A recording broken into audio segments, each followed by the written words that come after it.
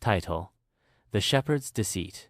In the heart of Lagos, Nigeria, where the sun glimmers off the rooftops and the streets pulse with the rhythm of life, a charismatic pastor named Solomon Ojo emerged as a beacon of hope. With his golden tongue and a glint of sincerity in his eye, he promised his congregation a path to a brighter future, one paved with American dreams and Canadian scholarships. Little did they know that behind the veil of faith and prosperity lay a web of deceit that would unravel their lives and test their trust in each other.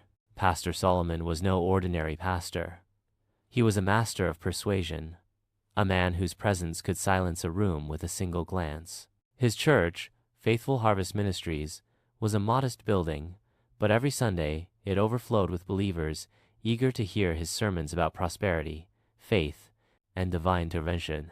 One fateful Sunday, Solomon announced a new initiative. "My beloved flock, I have received a revelation. God has blessed me with the power to secure visas for our faithful members to the United States and Canada. Imagine the lives we can change, the opportunities we can grasp." The congregation erupted in applause, their faces alight with hope.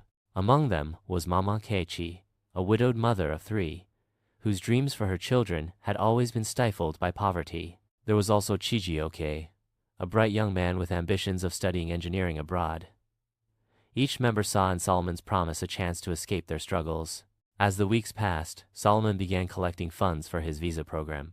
He assured his members that the money would be used for processing fees, legal assistance, and travel arrangements. "It's a small price to pay for the future of your children," he said, his voice dripping with sincerity. Mama Nkechi, heart racing with excitement, handed over her life savings. "Pastor, this will change everything for my children," she said, tears glistening in her eyes. Chijioke, too, convinced his family to contribute, believing that the pastor could indeed be their ticket to a new life.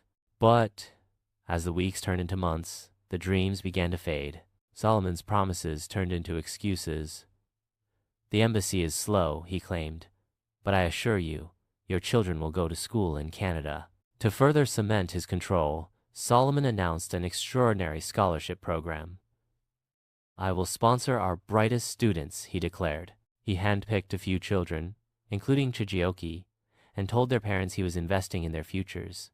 Little did they know, he was grooming them for a far darker fate. Solomon contacted parents under the guise of arranging interviews and exams for the scholarships, but instead, he was selling their children to human traffickers posing as educational consultants. He convinced families that their kids would be studying abroad, while in reality, they were being shipped off to unknown destinations. As whispers of discontent began to circulate within the church, a few members grew suspicious. Chijioke's mother, sensing something amiss, confided in Mama Nkechi. "I haven't seen my son since he left for that scholarship," she said, her voice trembling with fear. Mama Nkechi's heart sank. "What if he was never really going to school?" she whispered. They decided to confront Solomon together, armed with their doubts and fears. The following Sunday, a storm brewed in the church. As the congregation gathered, Mama Nkechi and Chijioke's mother stood up, trembling but resolute. "Pastor Solomon," Mama Nkechi began, her voice echoing through the hall, "we need to talk about our children. Where are they?" The room fell silent, tension crackling in the air. Solomon's charming facade faltered for the first time. "My dear sisters, you must trust in God's plan. The visas are delayed, but—" "No!" Chijioke's mother shouted, her voice breaking. "You've lied to us. Our children are missing." As the truth spread like wildfire, more members joined the protest. "We want our money back, Pastor," others shouted, their faith crumbling. Faced with mounting pressure, Solomon began to panic. He had woven a tapestry of lies, and now the threads were unraveling. In a desperate attempt to quell the uprising, he promised to return the funds and locate the missing children. But as he scurried away, the congregation's anger transformed into resolve. Mama Nkechi and Chijioke's mother rallied the community. They contacted local authorities, launching an investigation into Solomon's operations. After a few weeks of digging, they uncovered the truth. Solomon had been running a trafficking ring, exploiting the dreams of the desperate. The authorities arrested Solomon in a dramatic raid during a Sunday service. The church, once a sanctuary, became a scene of chaos, as officers led the pastor away in handcuffs. The congregation, still reeling from the betrayal, felt a mixture of relief and despair.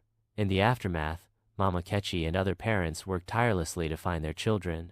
With the help of local activists and law enforcement, they began to piece together the locations of those who had been sold. Days turned into weeks, and finally, after a harrowing search, Chijioke was found. He returned home, shaken but alive, his dreams of education shattered, but his spirit unbroken. The church, now a symbol of betrayal, slowly began to rebuild. Mama Nkechi took the lead in creating a community support group for families affected by Solomon's schemes. They offered counseling, education, and a renewed sense of hope. Chijioke, inspired by the strength of his community, dedicated himself to advocating for the rights of children. He began speaking at schools and community centers, warning others about the dangers of false promises and the importance of vigilance.